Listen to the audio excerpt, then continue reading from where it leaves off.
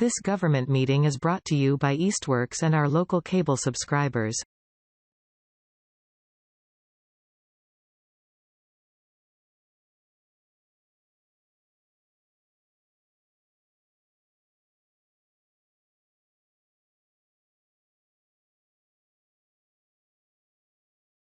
This meeting is Easthampton City Council Property Subcommittee. Today is May 9th. It is 6 p.m. We are here in room B at 50 Payson. I see both members of the committee are, all three members of the committee are here, Councilor Kwasinski, Peak, and myself, Owen Zaret. We do not have any minutes to approve. We have a couple items on the agenda today. Discussion of the 11 Ferry Street project, amendments to existing easements, as well as approving a letter of support, and for a grant request, as well as a supplemental appropriation for $100,000 for Parsons and Ferry Street traffic and pedestrian improvements. This involves legal cost surveys and takings. At this time, are there any members of the public who would like to speak about any other items pertaining to items that are not on our agenda? Seeing none, we can move forward. We'll discuss the easement amendments first. We have a couple stakeholders here. I'll just introduce them briefly. The item in question is easement to area number 8 on the Ferry Street campus. This is an easement that was already previously approved. However, with further discussion, there are additional areas around that building that have been recommended to request mutual easements to. We have a map. We have some stakeholders here who could discuss this more, but if you're looking at the new map, there's an area to the right of that proposed building where we had essentially already granted easements. These include parking and pedestrian bike walkways, as well as other mutual structures. And now there's a request to approve essentially an easement around that building, which also would include access to a bridge over the canal for the purpose of general access, but as well as for safety vehicles. Prior to recognizing some of the members, municipal stakeholders that are here, do either of the other members have any comments before we get going? I look forward to the presentation. Councilor Peak? I'm just listening. Okay. So we have Jeff Bagg, who is a consultant for the city, who can probably fill us in a little bit more about this easement request. Sure. Yep. Thank you. Just to clarify, I am not an employee. I'm not an official employee of the city anymore. I left the position as a planning director, and this was one of 2 projects that the mayor wanted to have me continue working on. So we had an agreement to continue working on this. The property owner, Mike Michon, is here, and your DPW director, Greg Nudelman, is here, both of which who can talk to both of these items as well. Mike, do you want to explain the nature of the building change? Because I think that in terms of the reciprocal easements, they were approved previously by City Council in 2019. And then the developer had a change in the building program, which warrants this modification of the easement. So I wonder if the property owner could describe that briefly. Sure, Mr. Michon, thank you for attending. If you'd like to present for us. Thank you for your time. So what I did is I actually printed out two plans here. One was the original. Okay, so this was, you can see this. Sorry, I didn't bring the easel and everything else that goes along with it. Those were all in the packet too, those same plans. Yeah. Okay, so originally the game plan was the building was along the canal and we were going to remodel that there. And then after kind of getting into it deeper, we wanted to make sure that we had EMS access and staging access, building access, everything else for around the building. So we moved the building to the middle of the site, and now that opened up this so that we now do a bigger overlay for the reciprocal easement. Okay. The building was here, now it's going to be here. Now it's in the On middle this of the plan, site. This is the area that you're describing as. Yeah, so basically, The change. yeah, so it's everything. This was, this now, everything to the east, to the west is gonna be new easement area. Everything. Yeah, well, it's basically, if you look at this line, okay, this is basically the line of the building here. So obviously, we don't want an easement for the building. We want everything to the west of the building, which is It's really over. correct. And when you're just saying through the canal. Correct. With a bridge over the canal. With the bridge over the canal, correct. And the bridge is, again, for emergency access. We want to have reciprocal easement for that. And then, could someone also, it's in the packet, but I just think for the sake of the public, someone just clarify the maintenance agreement of the easement agreement? I can try to speak to that. So in the packet is the section that's being modified. The existing easement is a longer document. It has the other 7 easement areas. And in that, it sets forth the maintenance requirements, which previously, and the intent of the discussion was that the property owner will be responsible for all the top level maintenance of everything that's in that easement area. So the city doesn't really bear any responsibility for the bike path connection as part of that will get developed. And that's something that the property owner has agreed previously to maintain, along with the bridge over the canal, which is kind of a new item, is also a responsibility of the property owner. I mean, that was something that the DPW was sensitive about, making sure that the city's not accepting additional responsibility for anything. And so you don't see any changes to that maintenance provision. It's not being modified. When you say top level, what do you mean? Everything above ground. Everything above ground. Yep. And I would assume it actually applies to the infrastructure underground too, because so the intent of this, the reciprocal easement allows state funding to get applied to this property, which is really important to help support the development. But the underground maintenance is also something that the property owner has responsibility for. So if a sewer line were to, I don't know what you call the right term, like rupture. Yeah. It would be the responsibility of the property owner while it's on that property. On the bike path in the back, that's a city owned easement area, and that would be the responsibility of the city. But whatever is in this reciprocal easement area, and I give credit to you. We want to give credit to the property owner for accepting those responsibilities previously. So just to read into the record, this is not what's changing in this amendment, but the prior maintenance agreement obligation includes without limitation the obligation to maintain all surface and subsurface areas, landscaping, utilities, infrastructure, and the like of any nature or kind detailed in the agreement. So, but that's not changing. It's just as noted. It's just the easement area. Correct. Any questions right now for Mr. Bagger, Mr. Michon?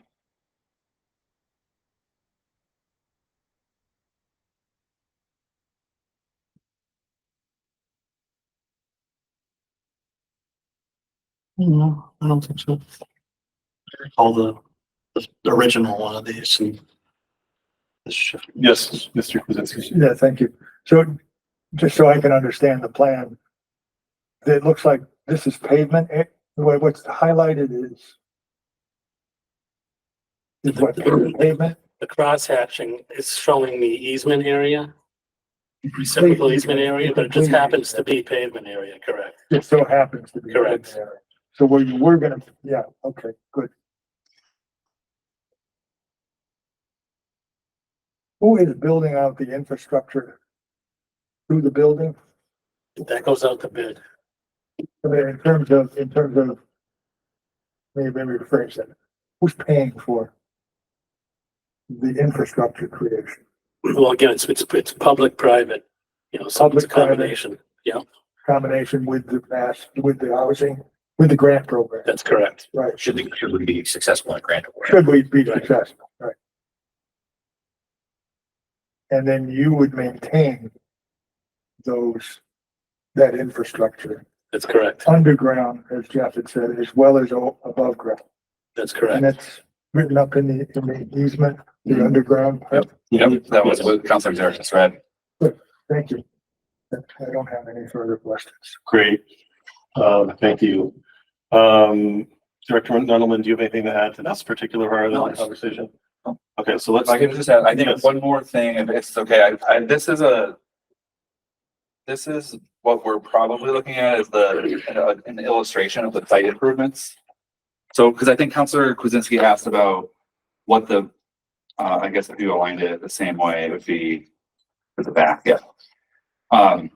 There is parking, so that's this area here, but I think it's important for the council to know that as part of what the city is seeking for funding is to construct the parking.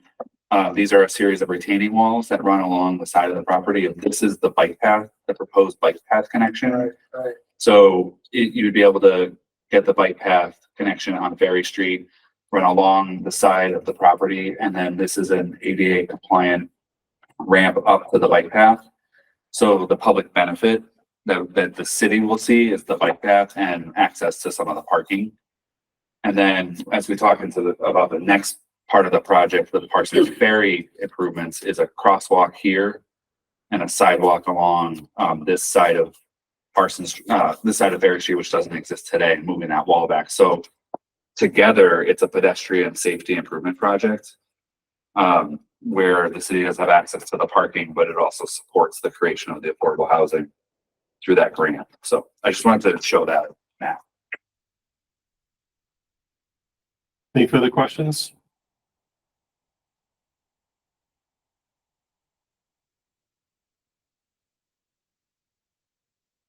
Councilor Krasinski. So is it basically the same square footage that's being changed from the way it was to the way it is now?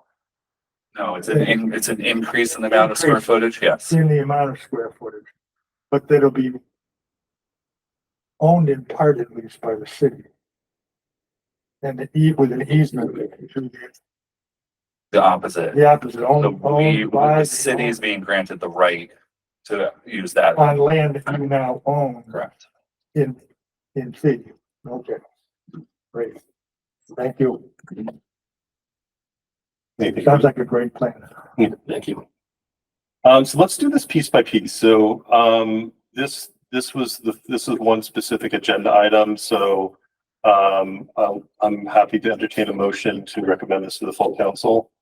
I will move to recommend the easement to the full council. Second. We have a motion from Councilor Krasinski and a second from Councilor Peak. Any further discussion? Seeing none, all in favor? Aye. All opposed? Abstentions? All right, that is recommended to the council on a vote of 3-0. Moving on. So next on our agenda is a request for an appropriation, $100,000 for Parsons Ferry Street traffic and pedestrian improvement. Now, This is nothing to do. this is all part, these easements and this appropriation request are all part of, sorry, I just need to pull this back up. A part of putting together appropriate information and resources for applying for a housing works grant, multi-million-dollar housing works grant in the state. This is a new form of a grant.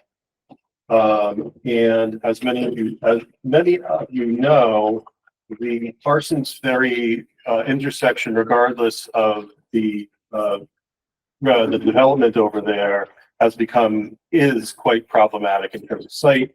There's a large wall a retaining wall that makes it very difficult to see and creates a barrier to sight, as well as also its presence makes it difficult for a viable sidewalk there. With the grant money that could potentially be received, that retaining wall could be moved back. An improved sidewalk could be put in place, as well as crosswalks between, I believe, from across Ferry Street as well to Emerald Place. This also connects very well to an MVP grant that we've already are working with for slope reconstruction, restoration, and green infrastructure on Emerald Place that will ultimately connect down to Ferry Street, as well as other grants we've already obtained. The $100,000 appropriation that's being requested would come from capital stabilization. There's more than sufficient money in that fund to fund this appropriation. As of earlier this week, there was $3,825,876.06 in that fund. I spoke with Councilor Peak, the chair of finance. They did approve, although it hasn't been voted by the council, but they did approve a $115,000 appropriation out of that capital stabilization fund yesterday for trucks for the Park and Rec Department.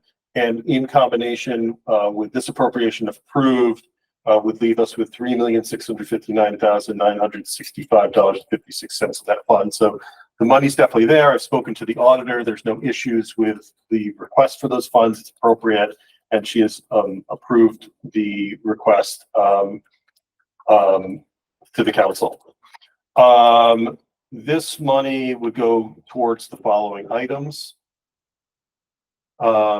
Approximately $10,000 in legal fees, $15,000 for surveying, $15,000 for appraisals, for taking of real property if everything's approved and we obtain the grants. The retaining wall would need to be moved back. I don't know the exact amount of footage, but let's say approximately 6 to 8 feet. And so the total real property value that we would have to pay the property owners in terms of fair property value would be approximately $60,000. So that the $10,000 for legal fees, $15,000 surveying, $15,000 for appraisals, $60,000 brings us to that $100,000. That's pretty much as far as I can get with a introduction, but I'm happy to. I think Mr. Baggy probably have some more information for us, or the Director Nuttleman. Yeah, maybe, Greg, do you want to talk about just the history of looking at the intersection? Yeah, it's kind of all started. Well, it's been an issue for the city for years. We don't have the appropriate line of sight coming from Parsons on Ferry Street. To achieve the proper sight distance at that intersection, we need to move the wall back. You're right, about 8 feet. We need to make it a little bit taller. This Mike's project, being able to tile this together, really creates an excellent opportunity for the city, because we can chase some grant funding to do it, and we can make a very strong grant application. That retaining wall will need to be replaced eventually. It's not failing. It's degrading now. I mean, it's an older wall. I couldn't tell you. I don't know when it was constructed, but if we were to have to fund that, you'd probably be looking at about $1.5 million out of the city's own funds to be able to rebuild that wall. So it's a great opportunity. I mean, it started back in 2021, I think. We got $46,000. We devoted $46,000 to start studying the intersection and kind of getting us to this point. So this appropriation going through really shows that the city's 100% committed to this project, and the Mass Works they're the Housing Works. I mean, Yeah. Housing Works funds will be the kind of what gets us over the finish line in order to really get the project completed. Mhm. Any questions or comments about that so far to the director? I think you summarized it quite well in terms of our understanding of the history of that intersection. And when you come out of Parsons Street and happen to look left, it's tough. You can't see very far. You don't see very far. The 8 feet certainly cuts that back quite a bit, leaves rooms for a handicap sidewalk, to meet ADA requirements. The amount of land that would be taken, I presume would not affect the zoning, the lot size area requirement for the mostly 2 families that are cited there. I presume that was checked. That's a great question. I think the assumption is that they're already non-conforming and not meeting the requirements, but that can be something that can be double checked. And the understanding is that through this taking process is that that's something that's still, we don't want to, we will look at that. But I think it's assumed that those properties are already non-conforming. Right. I just would want us to deal with that, be knowledgeable, not to have that. Well, Good question. Councilor Peak. Yeah, I mean, and just as a matter of, if we were to make something non-conforming through a taking, that's on us, not them, right? Like, I think we're not gonna throw them out for being Oh, no, you can't. non-conforming at that point, like, they're not gonna get in trouble. Can't change. Correct. So it's a good question, though. I mean, just to really clarify too, also for the people gathered here and for the public, this specifically, $40,000, this is probably real funds that we would see up front. The legal costs are part of the legal costs, the surveying, and I forget what else it was. But the $60,000, the appraisals. So even technically $75,000 of this is essentially going to be set aside, right? Because what we're doing for this grant is we're assuring them that this money is available, because these items, these functions would not otherwise be included in the grant. So we're basically going forward with this grant application saying, here are some things we want to do. As part of it, we have this significant infrastructure improvement that needs to take place, and we have the funds set aside for this. So obviously we wouldn't have to proceed with appraisals, and we wouldn't have to proceed with taking of land if for whatever reason that doesn't happen. And that money will then all go back to the stabilization fund. But it's important. The importance of approving this is to basically do this as part of the grant application to demonstrate that these funds are there and are at the ready, so that we can proceed forward with this as needed for the project. Is that a fair statement? Absolutely, yeah. And if I can just add, I think that it's all a good summary. So the actual action to take the property by eminent domain would be something that would come back to council. Mm-hmm. So that's something that council should be aware of, and that will be part of the process you'd be involved with. I think one of the really critical things that we're seeing is that this Housing Works program is, all the grant programs that the state have, but this one in particular, they're very competitive. And the goal is to take out an ambiguity or a question on behalf of the city, so that the grant reviewers know that this is not a question mark. And that could make or break. That could be, that could be a tipping point on the grant application for another community who's not as prepared or doesn't have that commitment. That could make or break the grant application. So that's really important. The other thing, I just wanted to build on something that Greg said, but the city has been exploring funding for this wall for a while. And so CDBG it's not eligible for CDBG because it's a main thoroughfare that serves not just low and moderate income residents, it serves everybody. So it's not eligible for CDBG. It's not eligible for MVP because that's more of a nature-based solution kind of program. And so we're just replacing infrastructure. So the program talks about project examples, and it builds into the next item, which is your letter of support. But examples of eligible projects for Housing Works are physical infrastructure improvements near public transit stations and residential areas to increase safety, mobility, accessibility, and increase alternative modes of transportation. So that's the walking and the biking part. Engineering designs for water sewer infrastructure improvements that will increase capacity for increased housing production. Improvements to physical public infrastructure near permitted housing projects that will support and yield new and or additional affordable housing units. Improvements to sidewalks, roads, other infrastructure to increase safety mobility in the area surrounding housing and adjacent neighborhoods. And then critical upgrades to outdated water, sewer, and other infrastructure to support housing. So we're hoping that this, combined project with the affordable housing and the much needed improvement to Parsons and Ferry is really ticking off a lot of these items that the state's hoping to fund. Mm-hmm. Any other comments or questions so far? Makes it fun to say it. I think it seems to kick off the boxes. This is a good application. Yeah, it should be a very good application. Let's hopefully the competition isn't as well prepared. We've all worked hard to make this happen, so thank you. Yeah, I mean, this is potentially a huge win for the city. I mean, just Ferry and Parsons alone has been a nightmare and a headache, and certainly a safety concern that people have really latched onto, and rightfully so. So that alone, but being able to support obtain funds to support the creation of 90 affordable units and all the other infrastructure that goes along with this part of development of Ferry Street is, it's invaluable. Mr. Michon, do you have anything to add here? No, I think that was again the point of all of this is to, again, as we started back in 2019. You started earlier. 2017 on Ferry Street, and then bringing again public-private venture. We all work together and get it done. It's a win-win for all of us. And we appreciate your support, really. Well, we appreciate your investment in the city. Thank you. Thank you. Anything else on this appropriation request? I think it's important to note that we get to have a final say in terms of the taking.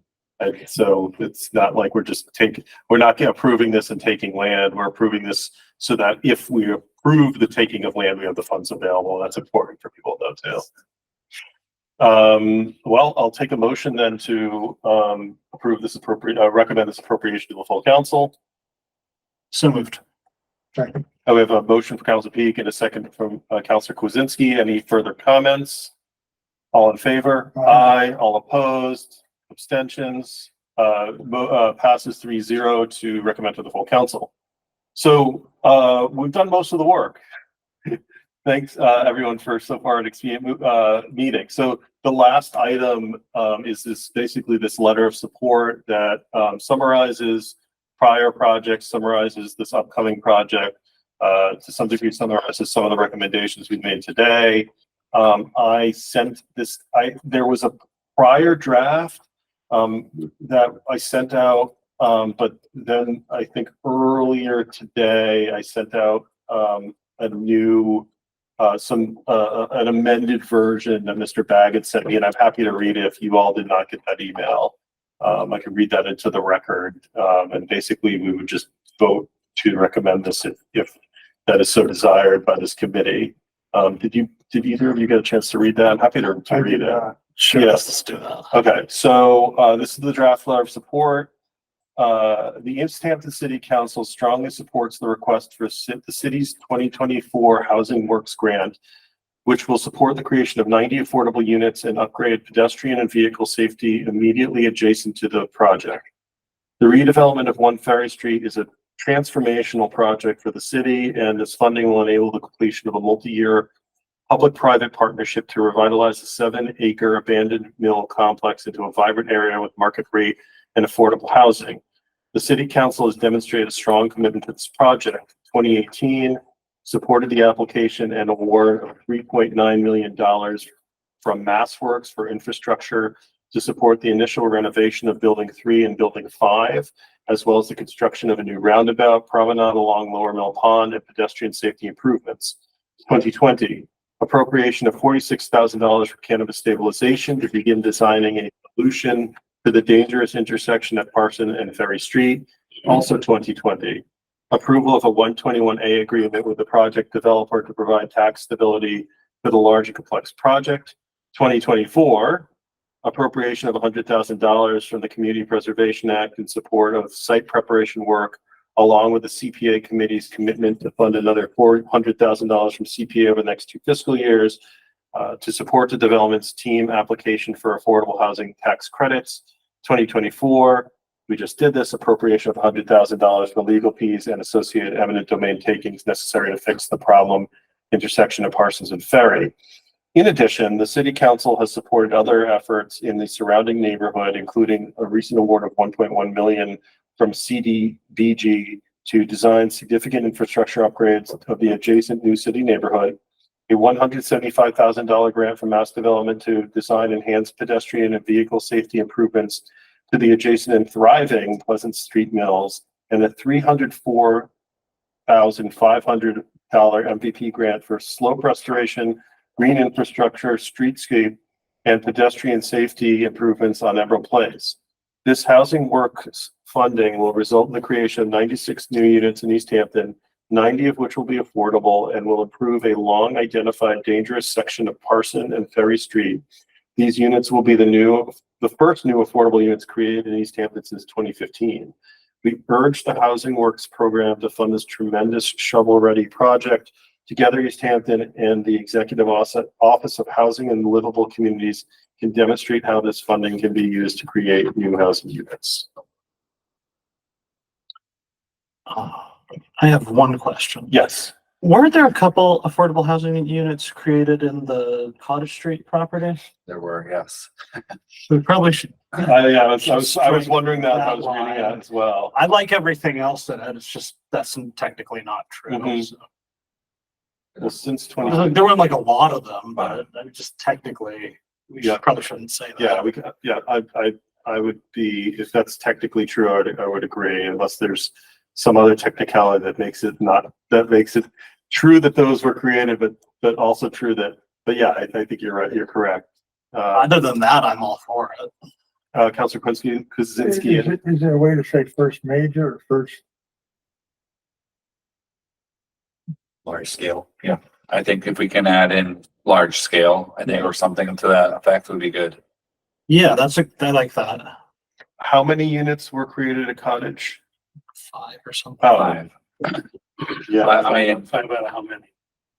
there are 23 total, 5 of which were affordable. I mean, not to split hairs or be too technical, those units are not currently occupied yet. They are not providing, but I think large scale or significant. Let's do large scale. Yeah. Significant seems like a little mean. Okay, so large scale, I think captures, because I mean, the difference between 5 units and 90 units is a big deal.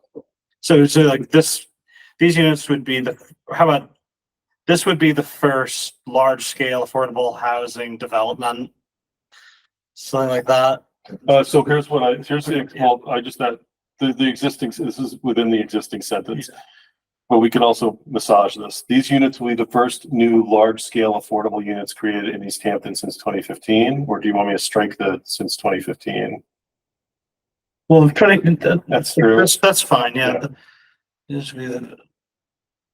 Question, Yes, Councilor Kuzinski. just for frame of reference, for the folks who review this application, is 90 units large scale in their mind? I mean, you probably got folks from Boston who are looking at, we're doing 200 units here or 300 there. This is a big project. Oh, I'm saying it's huge. No, but the way it goes is with tax credits, and typically tax credits would actually be half that size. So this home city has gone for like a double set of tax credits, which is a little unique in the state. So this is a good sized project. Right. They would think it's big for Western Mass as well, too. I think it's like really big numbers for Western Mass. Go for it. I think I think keeping 2015 in there as a reference point is good because the city has been trying really hard, and this is really fruits of a lot of labor coming. I mean, 2015 was the Cottage Street building and Parsons Village both came online in the same year. That was the last time that units of that significance came online. Okay, so, It's just the grammar of this is sort of annoying me. But, yeah, but I was thinking that too. I mean. but I don't want to hold you guys up with that. Like these units represent a substantial increase in new affordable units in the city, the or? first one, the first subsidy, yeah, something like that. We can work this out, right? Like, but Well, do you want do we want to? do you want to be all, I want to be all present this letter for the council. Okay, how Do about? you want me to read the sentence to you again, and you could try to do something on the fly? Yeah, I've got it here. Okay, why don't we just give, we'll just give you a minute? Yeah, sure. Okay, Yes, this is it. Sorry. Thanks, Greg. Everyone, guys. Yeah. Appreciate it. Have a good night. Yeah. Should we have Jeopardy music? Okay, how about this? These units will be the first large-scale addition of new affordable units in Easthampton since 2015. I'll have that language in the minutes, so. Okay, read that again, please. I'm sorry. These units will be the first large-scale addition of new affordable units in Easthampton since 2015. Sounds good to me. Councilor Kwasinski. Did we say new twice there? Does it have to be the first time? Can you remove the first one? That new is only in there once. Say it. These units will be the first large-scale addition of new affordable units in Easthampton since 2015. New.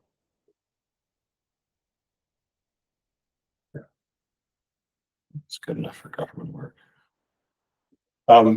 Mr. Bag, do you have any concerns about the language? No, it's good. I'm fine with Thanks for catching it. I apologize for not catching the Cottage Street project. Yeah, I was wondering that as I was saying it, because I was thinking we've done other things.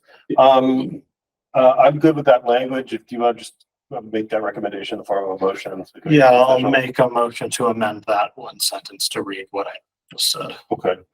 Okay, so we have a motion, a second to amend to strike the prior sentence and include Councilor Peak's language.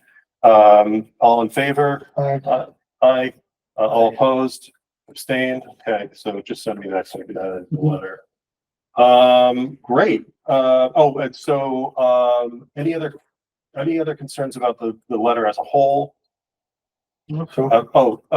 So I tried to catch it before you started to, before you closed. I think the only thing that my opinion would be to say affordable housing units instead of going affordable units. Not, I don't want to skin the cat too far, but sure, it's kind of like a word, housing is. Sure, I don't have councilors any concern with adding that in. That's fine. I'll retract and Okay, so my motion. let's have the word housing. Well, we could just make a motion to add the word housing. Yeah, Do that. I'll make a motion to Affordable. include the word housing in that sentence. Okay, we have a motion to do so. Do we have a second? Aye. Okay, motion, Councilor Peak, second from Councilor Kwasinski, all in favor? Aye, all opposed, abstain. And all right, great. Okay. Do we need to vote on the whole thing? Yeah, We so, voted on the amendment. Correct, yes, that was my next question. So we've added an amendment to the language, and now I was gonna, if there's any other concerns about the letter as a whole, if not, are you happy? I'm good. Okay, so I'll take a motion now to approve the letter as a whole. So moved. Second. Okay, so a motion for Councilor Kwasinski, a second for Councilor Peak. Any further comments? All in favor? Aye. All opposed, abstain. That letter will be approved and presented to the council. That's it. Any further comments, closing remarks, and messages of goodwill? Adjourn. Can I ask a procedural question? Sure. About the next council meeting? Yeah. I have a I feeling I know what you're Looked gonna at ask. the agenda and it's quite long, and I was just wondering about, whether or who do you think should be in attendance for that meeting? Mhm. I would imagine that Yeah. Director Nudelman is gonna be there because I think he has other appropriation items, I think. So here's a mistake that I feel I made, but not necessarily. So procedurally, the appropriation is in the public hearings. The easement request and the vote to approve the letter is somewhere basically probably within the property report. So I just want to put a pin in that. I think you should be there. I think Director Mullen should be there, and probably the developer as well. Yeah. What I will make a request of to the council president, but obviously I can't promise he'll grant it, but I think he probably will, is to immediately following the public hearings when they're closed to allow the property report so that we're not waiting who knows how much longer to take this other vote. And then I would also make a request of him at that time that stakeholders such as yourself be allowed to speak during the property report as we vote. But that, so does that help? Yeah, very much so. Yeah, I thought about that too. I regretted, we don't need a public hearing for the easements, but looking back on it, I should have, just to have it contained it all, but I think we'll be okay. Yeah, that's fine. I appreciate that. Yeah. Even just thinking about it, it's great. So that's the plan, Next Wednesday, around 6:15 in those chambers. there is a virtual option, right? There's Absolutely, yes. Anything else? Okay, well, Mr. Bag, it's a pleasure as always. Thank you for coming supporting the out. city, and Mr. Michon, thank you. Thank you, gentlemen, really We'll keep appreciate our it. fingers crossed, and it's turning out to be a great project. Anything else from the committee members? I'll take a motion to adjourn. Second. Or a motion and a second to adjourn, all in favor? Aye. All right, aye. Meeting's closed.